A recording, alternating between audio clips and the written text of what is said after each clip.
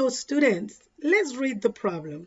And it says, what is the equation of the line in the graph shown below? So what I'm looking for is the equation of the line that is in the graph, right?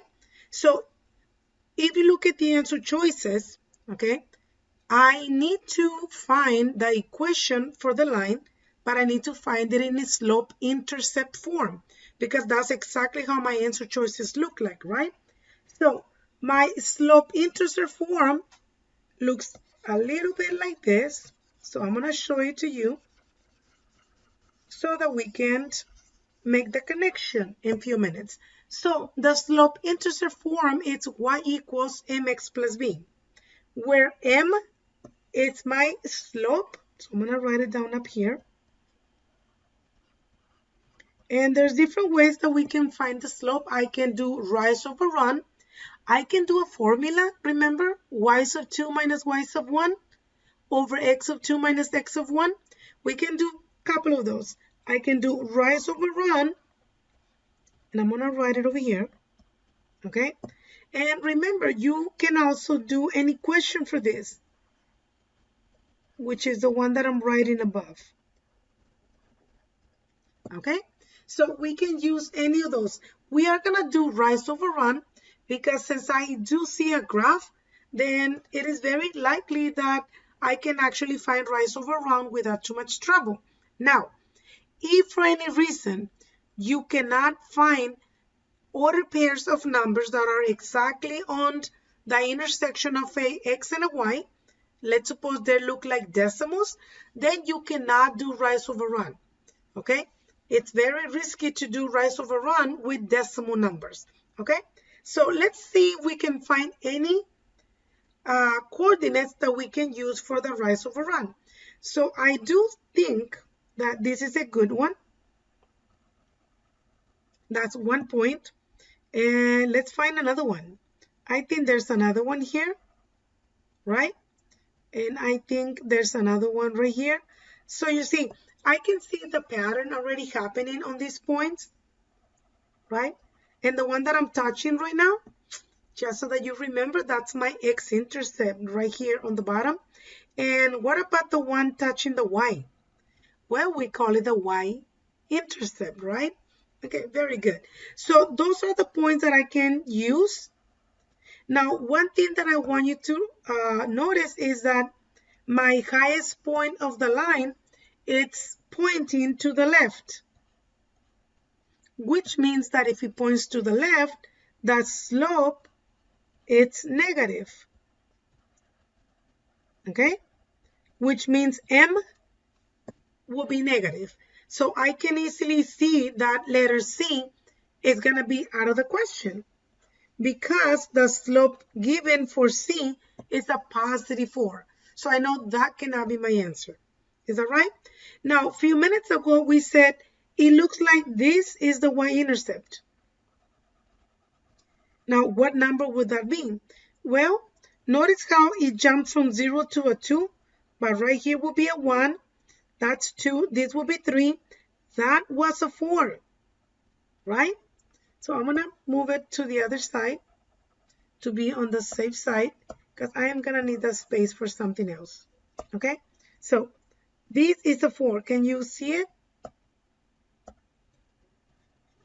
It's a 4 right there, right? Okay? So that's the y-intercept. So it seems that it's at exactly 4. But you know what? We can work it out in a few minutes. So let's do rise over run. So I'm going to go from the x-intercept. Let's see if you know where I'm pointing at. I'm going to go from the x-intercept to the next point.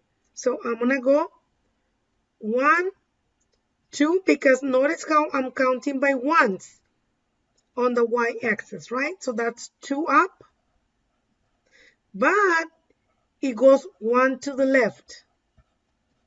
You see that? So I'm going to say 2 over negative 1. Because since I'm going to the left, it's negative. But this is the same thing than saying negative 2 over 1. Okay?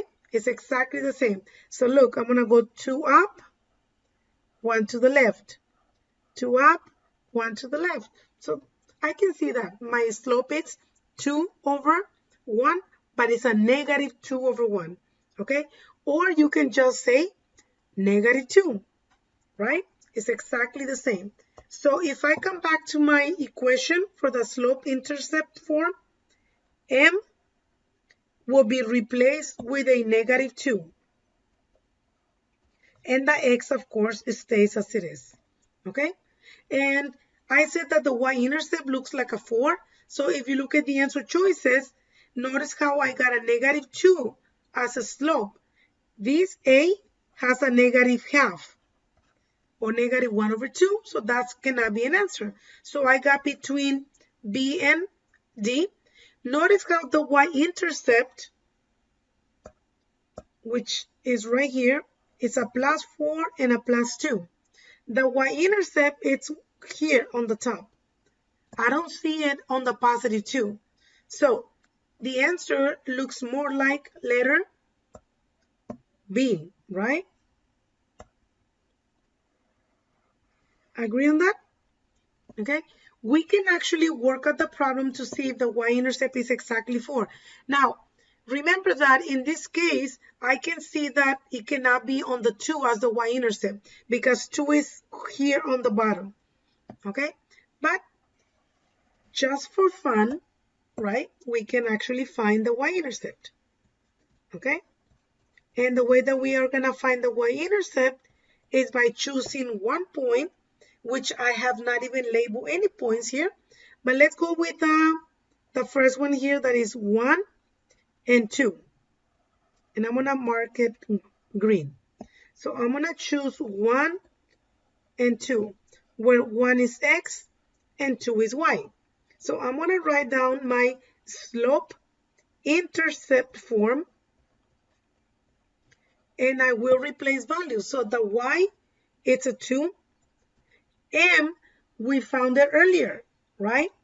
And we said m is what? Negative 2. Very good. Okay? So I'm going to write down negative 2 times x, which is 1 plus b. Okay? So let's work on my problem. Negative 2 times 1, it's negative 2 plus b. Since I want to leave b by itself, I need to get rid of the negative 2. And the opposite of a negative 2 is a positive 2 or a plus 2, whichever way you want to see it. And the 2's are going to cancel out. And I'm going to get b equals 2 plus 2 is 4. So I found the y-intercept right now. Is that right? So look over here. M, I replace it with a 2. B is my y-intercept. So I need to replace it with plus 4, which is the answer that we had decided that it was going to be B, right?